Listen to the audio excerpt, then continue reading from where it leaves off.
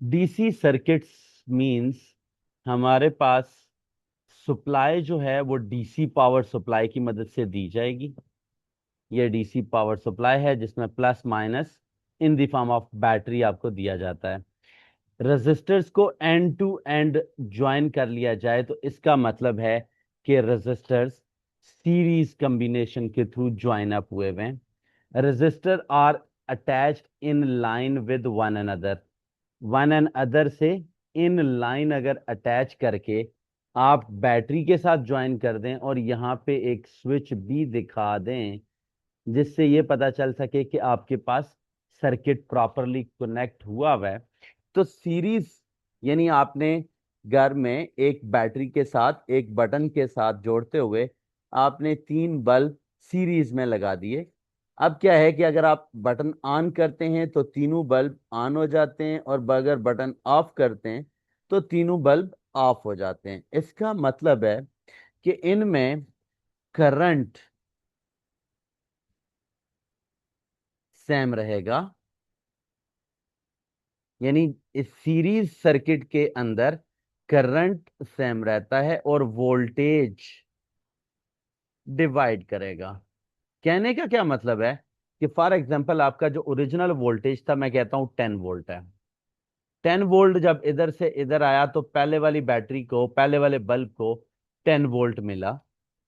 अब उसने कुछ वोल्टेज ड्रॉप किया जो कि उसका लाइट की फॉर्म में यूज हो गया, तो नेक्स्ट वाले को 8 वोल्ट मिला, उससे नेक्स्ट वाले को 6 वोल्ट मिला। कहने का क्या मकसद है कि आपके पास वोल्टेज डिवाइड हो रहा है। मैं यहाँ पे वैल्यूज को थोड़ा सा 10 के टोटल के हिसाब से अरेंज करता हूँ कि पहले वाले को मैं कहता हूँ लेट सपोज 4 वोल्ट मिला, फिर नेक्स्ट वाले को कहता हूँ कि जी बल्कि 5, 3 और 2 वोल्ट के ऊपर बात कर लेते हैं। टोटल 10 वोल्ट इस तरह से डिवाइड हो गया। यानी ये पहला बल्ब फुल ब्राइटनेस के साथ ग्लो करेगा, दूसरा पहले की निस्बत कम ब्राइटनेस के साथ ग्लो करेगा जिसको सिर्फ 3 वोल्ट मिला, लास्ट वाला बिल्कुल डिम स्टाइल में ग्लो करेगा। कहने का क्या मकसद है कि आपके पास करंट तो सेम रह रहा है लेकिन जो टोटल वोल्टेज है वो कुछ इस तरह से डिवाइड हो रहा है कि आपके पास पहले वाले बल्ब को जिसकी पावर रेटिंग उतनी ही है जितनी सेकंड या थर्ड बल्ब की है, तो यहाँ पे वोल्टेज सीरीज में डिवाइड होता है। टोटल वोल्टेज ऑल लगाए हुए रेजिस्टर्स के अकॉर्डिंग चेंज होता है और करंट सेम रहता है। इसमें क्या है कि current the value of the current is same at all points in series circuit. यानी आपके पास पहले रेजिस्टर में से जो करंट गुजरी उसको आपने नाम I1 दे दिया, दूसरे में से गुजरी उसको I2 दे दिया, तीसरे में से गुजरी उसको I3 नाम दे दिया, और यहां से जो आपने लॉन्च करी थी वो I थी। तो टोटल करंट यानी I बराबर है I1 के, बराबर है I2 के, बराबर है I3 के, यानी करंट डिवाइड नहीं हो रहा है। अगर ये 5 एम्पेयर करंट बैटरी से लॉन्च हो रहा है, बैटरी से ओरिजिनेट हो रहा है, तो एंड होने तक ये 5 एम्पेयर ही रहेगा। लेकिन दूसरी तरफ अगर आप वोल्टेज की बात करें तो voltage is divided among the resistors in the ratio of their resistance. तो जो उनके रेजिस्टर्स की रेशो है उसके अकॉर्डिंग वोल्टेज डिवाइड करके आप प्रोवाइड कर दोगे। अच्छा, यानी कि सीरीज में जब भी आप रेजिस्टर्स या बल्ब लगाते हो तो करंट सेम रहता है, वोल्टेज डिवाइड होता है। अगर एक रेजिस्टर भी चेंज हो जाए तो current in the entire circuit resets to a new value. कहने का क्या मकसद है कि अगर आपने यहाँ पे पहले एक रेजिस्टर लगाया जिसकी रेजिस्टेंस 10 ओहम थी, दूसरी दफा आपने क्या किया, इसको रिप्लेस किया उसके साथ जो 20 ओहम है, तो करंट खुद को रीसेट करेगी जो कि सारे सर्किट में कांस्टेंट रहेगी।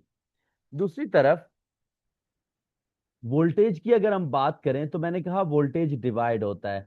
लार्जर रेजिस्टर है, यानी एक तरफ आपने एसी लगाया हुआ है एक तरफ आपने 0 वाट का बल्ब लगाया हुआ है, तो larger resistance definitely air condition AC की है, 0 वाट बल्ब की ना होने के बराबर है। तो जितना बड़ा वोल्टेज अब रेजिस्टर होगा, जितना बड़ा एप्लियंस होगा, उतनी ज्यादा उसके अक्रॉस वोल्टेज ड्रॉप होगी और जितना स्मॉलर रेजिस्टर होगा, जैसे 0 वाट का बल्ब है, वोल्टेज ड्रॉप उतनी ही उसके अक्रॉस लेस होगी। अगर आप सारे पोटेंशियल डिफरेंसेस को ऐड कर दें, यानी आपके पास 0 वाट का बल्ब, एसी और आपके घर का फैन, तीनों के वोल्टेजेस को अगर मैं ऐड कर दूं, अगर वो सीरीज में कनेक्ट हुए हुए हैं, तो वो सप्लाई किए गए 230 220 वोल्ट जो हमारे सर्किट ब्रेकर वाले बोर्ड के ऊपर हमें डिस्प्ले हो रहे होते हैं, वो सारे के सारे सीरीज में इस तरह से डिवाइड होते हैं। अगर ये सारे डिवाइड होते हैं, इनसे मैं resistance, total resistance of the resistors in series calculate out कर सकता हूं। तो उसके लिए वी टोटल आपको दिख रहा है, V total is equal to V1 + V2 + V3। हम इस तरह से डिस्प्ले कर देते हैं। अब कल हमने लास्ट क्लास में ये पढ़ा था कि V is equal to IR होता है according to Ohm's law. Voltage supplied across the ends of a resistor is directly proportional to the current flowing if temperature remains constant, and R यानी V and I directly proportional हैं। तो आपके पास इस proportional sign को हटाने के लिए आप एक कांस्टेंट R को इंट्रोड्यूस कर रहे हैं, जिसे आप रेजिस्टेंस कह रहे हैं। यहां पे आप क्या कह रहे हैं कि आई टोटल और आर टोटल मेरे पास टोटल वोल्टेज के बराबर है। जो पहले रेजिस्टर का वोल्टेज है वो पहले की करंट और पहले की रेजिस्टेंस के बराबर है। तो ओहम लॉ के मुताबिक I1 R1, V2 के लिए I2 R2, V3 के लिए I3 R3। और ऊपर आपने लिखा हुआ है कि ये I1 I2 I3 तीनों I के बराबर हैं। अगर ये तीनों I के बराबर हैं, तो इनको अगर आई और आई अपने अलजबरा के अकॉर्डिंग में कॉमन ले लूं, तो पीछे R1 + R2 + R3 करके लिखा जाएगा और टोटल रेजिस्टेंस निकाल ली जाएगी। इस तरह से टोटल रेजिस्टेंस बराबर होती है, क्योंकि आई दोनों साइडों से कैंसिल आउट हो जाएगा और आपके पास पीछे बचेगा R total is equal to R1 + R2 + R3।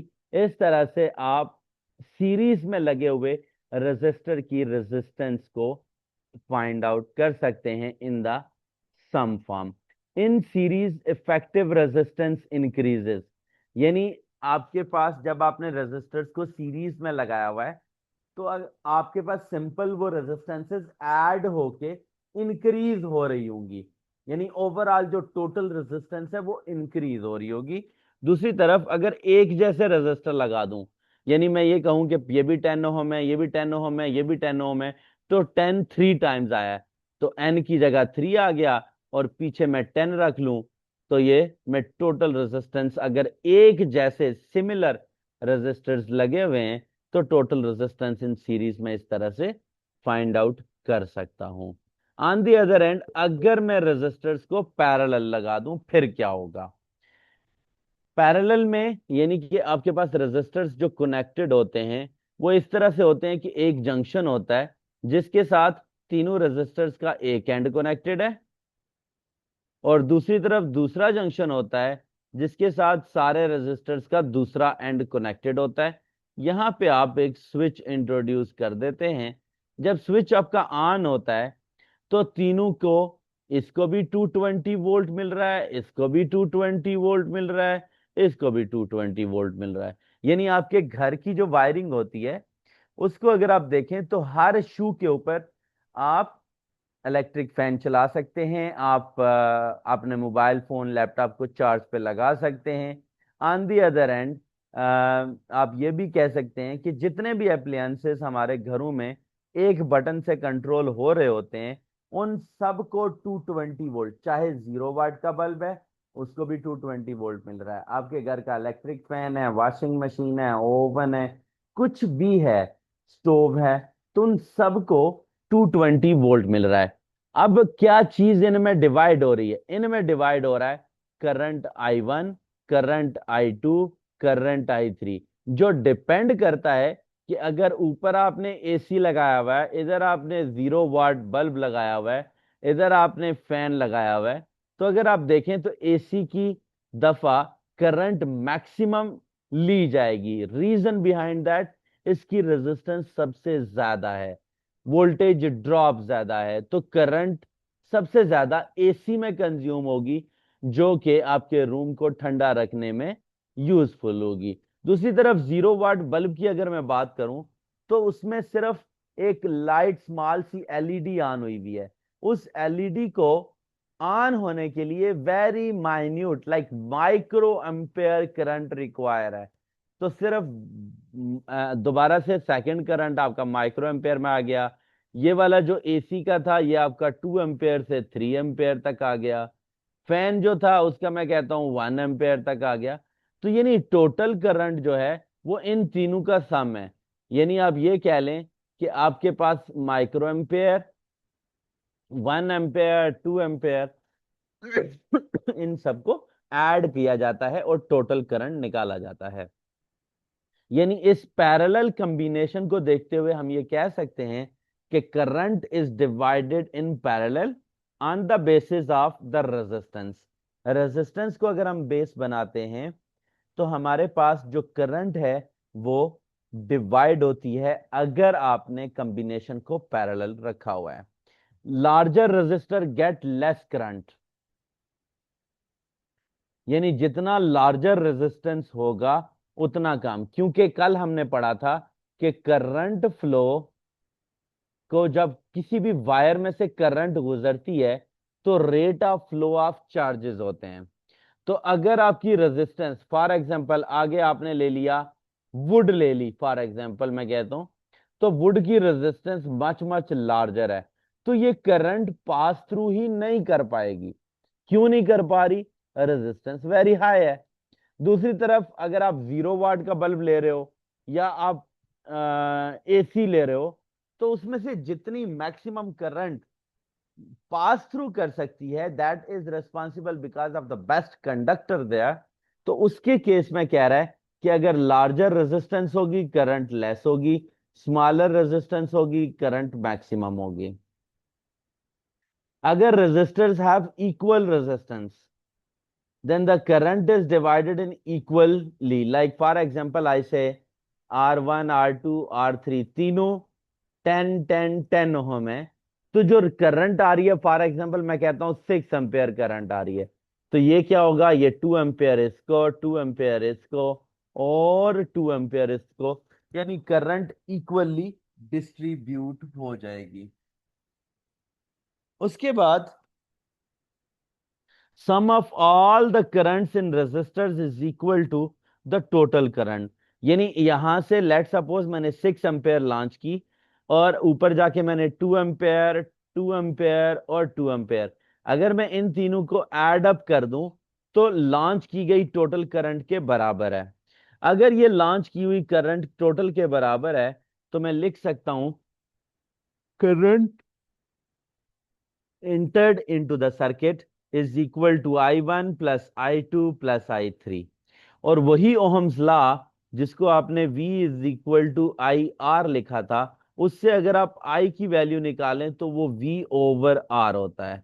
Start में मैंने बताया कि जब आप पैरेलल में लगाते हो तो वोल्टेज सारे अप्लायंसेस को 220 जाता है। किसी को भी सीरीज की तरह पहले वाला फुल ब्राइट, दूसरे वाला लेस ब्राइट, तीसरे वाला डिम हो जाना, ऐसा सीन नहीं होता है। पैरेलल में सारे एक ही ग्लोरियन से, एक ही ग्लो के साथ शो ऑफ होते हैं। वोल्टेज ईच रेजिस्टर का बराबर रहेगा, सेम रहेगा। Potential difference it irrespective of its resistance, resistance उसकी ज्यादा है कम है doesn't matter, he will get the same to same voltage to be implementing there. On the other end, अगर आप बात करें रेजिस्टेंस की कि पैरेलल में टोटल रेजिस्टेंस कैसे निकालनी है, तो I is equal to I1 plus I2 plus I3। I की जगह V ओवर R, जो कि नीचे वाला V टोटल और R टोटल हो जाएगा, और I1 की जगह V1 over R1, V2 over R2, V3 over R3। फिर उसके बाद आपने ये कहा कि यहाँ पे वोल्टेज V1, V2, V3 तीनों V के बराबर हैं। अगर ये तीनों V के बराबर हैं, तो इक्वेशन की दोनों साइडों पे जो न्यूमरेटर है ये भी v बन जाएगा, ये भी v बन जाएगा, ये भी v और ये भी v। इन तीनों को अगर आप एक समझ के कॉमन ले लें और इधर से v ओवर r टोटल, तो v से कैंसिल हो जाए अगर, तो 1/r total is equal to 1/r1 plus 1/r2 plus 1/r3 करके लिया जा सकता है। सीरीज के अंदर मैंने कहा था कि n के साथ रेजिस्टेंस को मल्टीप्लाई कर दो। अब कहूंगा कि अगर सेम रेजिस्टर्स लगे हुए हैं तो उसको n से डिवाइड कर दो, तो आपको पैरेलल रेजिस्टर की रेजिस्टेंस का अंदाजा हो जाएगा। यहां पे उसने उसी तरह कहा कि R1 R2 R3 तीन रेजिस्टर्स हैं, उनकी टोटल रेजिस्टेंस निकालो अगर वो पैरेलल में लगे हुए हैं। तो आपने आर टोटल निकालना था, आर 1/r टोटल फार्मूला लगाया, 1/50 plus 1/30 plus 1/100 and you got the total resistance there. Series में और पैरेलल में अभी तक हमने क्या सीखा है कि सीरीज में करंट सेम रहता है, वोल्टेज डिवाइड होता है, इसीलिए V is equal to V1 plus V2 plus V3। यानी इसमें वोल्टेज डिवाइड होता है, करंट सेम रहता है। दूसरी तरफ अगर हम पैरेलल की बात करें तो इसमें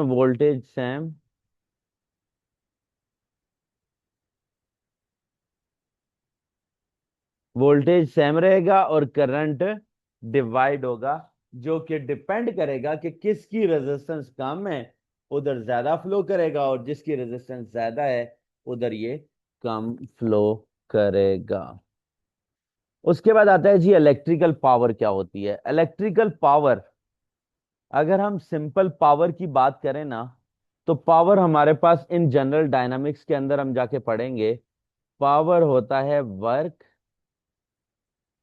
ओवर टाइम। अगर यहां से मैं एक काम करूं, चार्ज के साथ यानी W/T के साथ चार्ज को मल्टीप्लाई भी कर लूं और चार्ज को डिवाइड भी कर लूं, कहने का क्या मकसद है कि मैं बेसिकली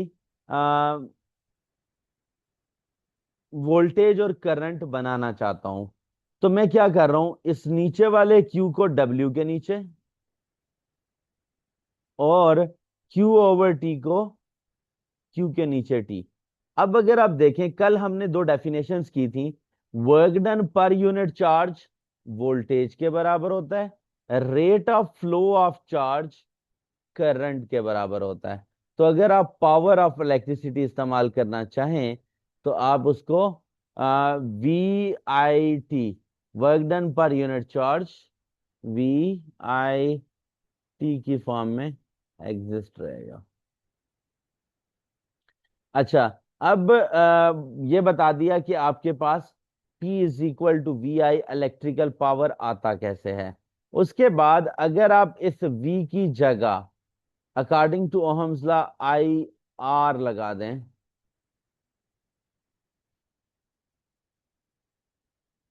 तो V is equal to IR according to Ohm's law होता है। तो इस V की जगह अगर आप पुट इन करोगे IR, I/IR, तो वो I² R के बराबर होगा। अगर आप वोल्टेज और करंट दिया हुआ रेजिस्टेंस निकालना चाहते हैं तो वो भी आप निकाल सकते हैं। तो कहने का मकसद ये है कि अब अगर आप I की जगह यानी P is equal to VI होता है, अगर आप I की जगह V/R लिखवा लें, तो I की जगह V/R² आ गया, और I की जगह V/R और R एज इट इज। तो अगर आप अभी देखें तो V²/R² * R and this, so it is V² plus V²/R करके ले लिया जाएगा। तो कहने का मकसद यह है कि पावर, इलेक्ट्रिकल पावर कैलकुलेट करने के लिए आपके पास तीन मेन फार्मूलाज आते हैं। पहला फार्मूला जो है वो P is equal to V I करके लिया जाता है। दूसरा formula P is equal to I square R करके लिया जा रहा है। और तीसरा formula P is equal to V square over R करके लिया जा रहा है। पावर के यूनिट की अगर बात करूं तो पावर का यूनिट वाट होता है, जिसको हम डिफाइन सिंबॉलिकली W लिखते हैं। और अगर हमें डिफाइन करना हो तो हम कुछ इस तरह से करते हैं, if 1 joule work is done in 1 second, then the power will be 1 watt there.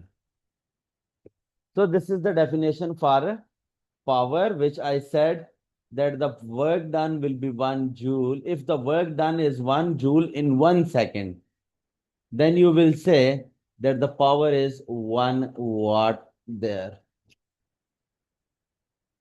After that, energy को कैसे फाइंड आउट किया जा सकता है? एनर्जी फाइंड आउट करने के लिए जैसे मैंने पहले लिखा, power is equal to work over time.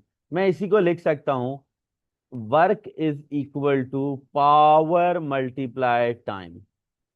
यानी ये जो वर्क है, ये जो एनर्जी है, इसको आप पावर टाइम्स टी कर सकते हैं, पावर टाइम्स टाइम। तो आप उस फार्मूला के मुताबिक जो आपने ऊपर लिखे हैं, P is equal to V I, इसके अकॉर्डिंग आप अपने पावर के फार्मूला को, एनर्जी के फार्मूला को वी आई टी लिख सकते हैं, आई स्क्वायर आर टी लिख सकते हैं, V square over R into times T करके लिख सकते हैं। यहाँ पे दो तीन चीजें जो बार बार मैं एक्सप्लेन करने की कोशिश कर रहा हूं, क्योंकि अभी हमारा वर्क एनर्जी पावर वाला चैप्टर रहता है। तो जैसे ही वो साथ आ जाएगा तो आपका ये पावर ऑफ वाट यूनिट का कॉन्सेप्ट क्लियर हो जाएगा। तो अभी फिलहाल जस्ट इतना याद रखें कि energy in joules, time in seconds और पावर इन वाट लिया जाता है। अच्छा, अब ये जो इलेक्ट्रिकल यूनिट होती है, जैसे वो वापडा या के इलेक्ट्रिक या जो भी आपके पास इलेक्ट्रिसिटी सप्लाइंग कंपनी है, वो बिलिंग कैसे करती है? वो बेसिकली आपका जो एक यूनिट है, जिसे आप 1 किलो वाट आवर कहते हो, a commercial unit of electrical energy, कितने यूनिट, कितने किलोवाट आवर एनर्जी आपने यूज की है, उसको यूनिट, 1 यूनिट की जो प्राइस है उसके साथ मल्टीप्लाई करके बिलिंग की तरफ ले जाया जाता है। उसके अकॉर्डिंग अगर मैं बात करूं, 1 किलोवाट आवर कितने जूल एनर्जी होती है? 1 किलोवाट आवर कितने, क्योंकि उसने कहा कि ये इलेक्ट्रिकल एनर्जी है, commercial unit of electrical energy है, तो इसका मतलब एनर्जी का यूनिट तो जूल में होता है। तो यहां पे किलो का मतलब 1000 और आवर का मतलब, एक आवर में 60 मिनट्स होते हैं और 60 सेकेंड्स होते हैं। तो मुझे अगर सेकंड में जाना है तो मैं मल्टीप्लाई करूंगा 3600। क्यों बोला? क्योंकि एक आवर के अंदर 3600 सेकेंड्स होते हैं। 1 मिनट में 60 और एक आवर के अंदर 60 मिनट्स, और 60 को 60 से मल्टीप्लाई किया तो 3600 आ गया। यदि अगर आप यहां से इसको थोड़ा स्टैंडर्ड फॉर्म में लिखें तो 3.6 टाइम्स 10⁻⁶ जूल, और 10⁻⁶ पहले चैप्टर में प्रीफिक्सेस के तौर पे बताया था कि वो मेगा होता है। तो 3.6 मेगा जूल्स वो एनर्जी है जो अगर आपके घर में कंज्यूम होती है तो 1 यूनिट मीटर में काउंट होता है, और उसके अकॉर्डिंग जो भी यूनिट का रेट है आपको वो पे करना होता है। आफ्टर दैट, अगर एक इलेक्ट्रिक आयरन 1200 वाट, 1200 वाट की है, वो ऑपरेट करती है फॉर 3 आवर्स, तो आप बताएं कि कितनी एनर्जी लगी?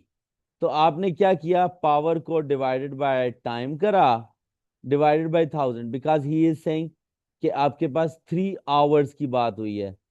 तो 1200 divided by 1000, 1200 is a power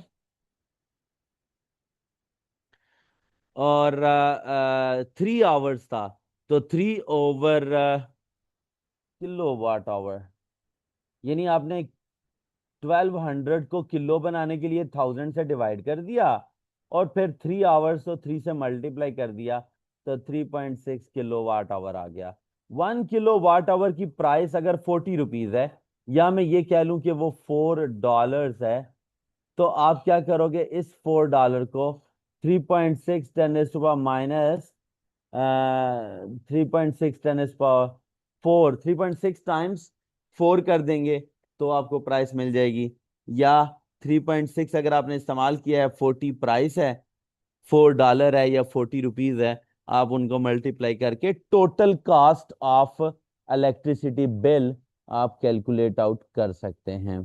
अगर थोड़ी सी प्रैक्टिस दिखाऊं यहाँ पे कहता है, a lamp connected to 12 volt supply converts energy to at the rate of 36 watt, how much energy will be converted in 10 seconds.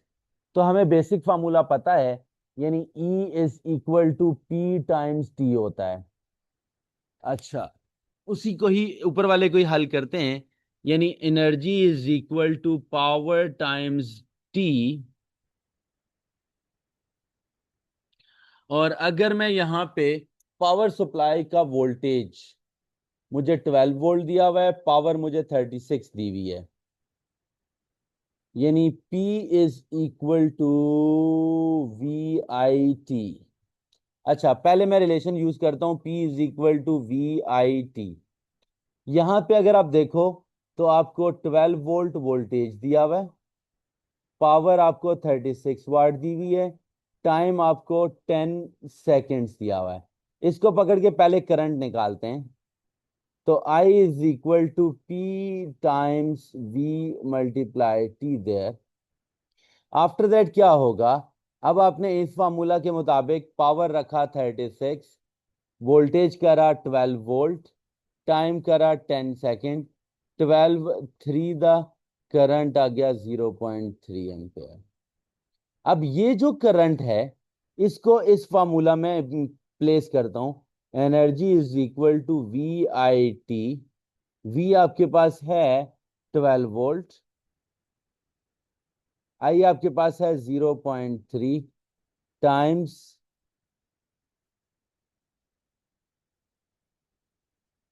Times time is 10 second. So energy will be 12 3 120, 12 3 36, 360, 36 joule is the energy which we will have to keep in mind for the calculation of electrical energy by using this relation and this relation also. What causes the fuse to blow in the mains of electric circuit? सो अगर हम बात करें एक fuse क्या होता है, fuse एक ऐसी वायर होती है जो करंट एक लिमिट से एक्सीड करे तो मेल्ट होके सर्किट को डिस्कनेक्ट कर देती है, और आपको दोबारा उसमें सेटलमेंट करके जब वोल्टेज मेंटेन हो जाए, उसके अकॉर्डिंग आपको फ्यूज की जरूरत पड़ती है। तो आपके पास a person touches the live wire, what causes the fuse to blow? A person touches the live wire, B हो सकता है। टचेस द न्यूट्रल वायर, कोई फर्क नहीं पड़ेगा। The wire touches the earth wire, कोई फर्क नहीं पड़ेगा। The neutral wire that touches the earth wire, दूसरे भी कोई फर्क नहीं पड़ेगा। तो option A will be fine. उसके बाद कहता है इलेक्ट्रिक हीटर 3 किलो वाट का है, अगर आपको इसकी पावर करनी है, तो 3 टाइम्स,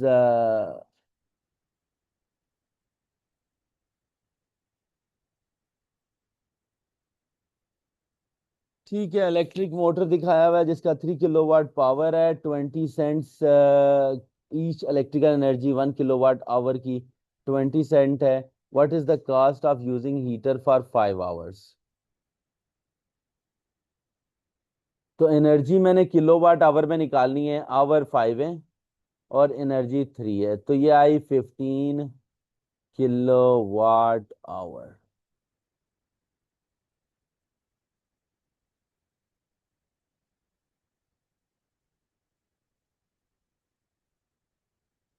ठीक है। अच्छा, फिर उसके बाद अगर आप पास 15 kWh आ गया है और एक की वैल्यू 20 सेंट है, तो उसको 15 × 20 अगर हम करते हैं तो ये 300 सेंट्स बनता है। इस 300 सेंट में से अगर मैं डॉलर निकालना चाहूं तो वो $3 के बराबर आ जाएगा। इसी तरह से कुछ डिफरेंट अदर क्वेश्चंस दिए हुए हैं। डायरेक्टली प्रोपोर्शनल, इनवर्सली प्रोपोर्शनल कुछ क्वेश्चंस को सॉल्व आउट किया हुआ है कि वो सिंप्लीफाई कैसे होंगे। इलेक्ट्रोमोटिव फोर्स वाला हमने कल देख लिया था। सीरीज में जोड़ा हुआ है, पैरेलल में जोड़ा हुआ है। ठीक है, सीरीज के बेनिफिट्स क्या हैं, पैरेलल के बेनिफिट्स क्या हैं। Underline the resistor in which current is this diagram, there is a different current in each of these resistors in the circuit. Underline the resistor in which current is the largest. Largest current will be smallest resistance. Smallest current will be in the largest resistance resistor. Potential divider क्या होता है? Potential divider वो circuit होता है जो overall resistor या किसी variable resistor.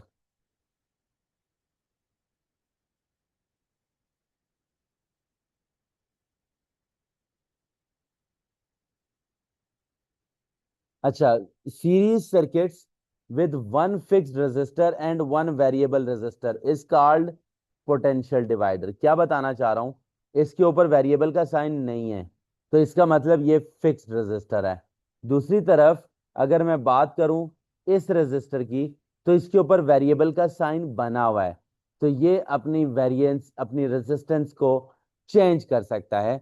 अगर रेजिस्टेंस ऑफ रियोस्टेट इंक्रीज की जाए तो टोटल रेजिस्टेंस इंक्रीज करेगी, करंट डिक्रीज करेगी, वोल्टेज डिक्रीज करेगा। दूसरी तरफ अगर आप वोल्टेज टोटल की बात करो तो वो सेम टू सेम रहेगा, वोल्टेज टू की बात करो तो वो इंक्रीज करेगा। तो इसका मतलब रेजिस्टेंस अगर बढ़ाते हो करंट कम होती है, और करंट वोल्टेज बढ़ाते हो तो रेजिस्टेंस इंक्रीज करती है। तो इस तरह से ये दोनों रिलेशंस पोटेंशियल डिवाइडर में आते हैं। और इनको हल करने के लिए हम हल पे जाने से पहले ये बता दूं, टेम्परेचर कोएफिशिएंट रेजिस्टर अगर आपने लगाया हुआ है थर्मिस्टर की फॉर्म में, तो if the temperature of thermistor increases resistance decreases. अगर रेजिस्टेंस डिक्रीज करती है तो हम उसको इस तरह से ले सकते हैं।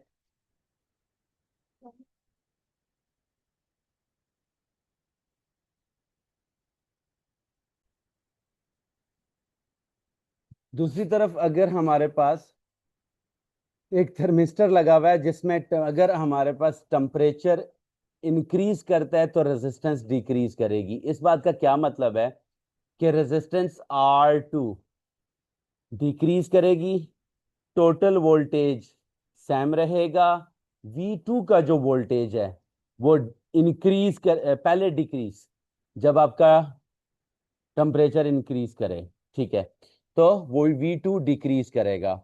जबकि अगर आपके पास R टोटल डिक्रीज करती है तो करंट इंक्रीज और वो V1 का वोल्टेज भी इंक्रीज, मतलब एक वोल्टेज इंक्रीज कर रहा है दूसरा डिक्रीज कर रहा है।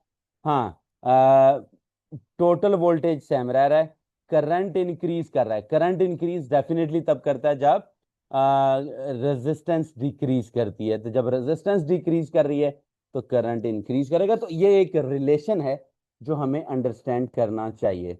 यही सेम टू सेम केस हम LDR लाइट डिपेंडेंट रेजिस्टर के लिए यूज करते हैं।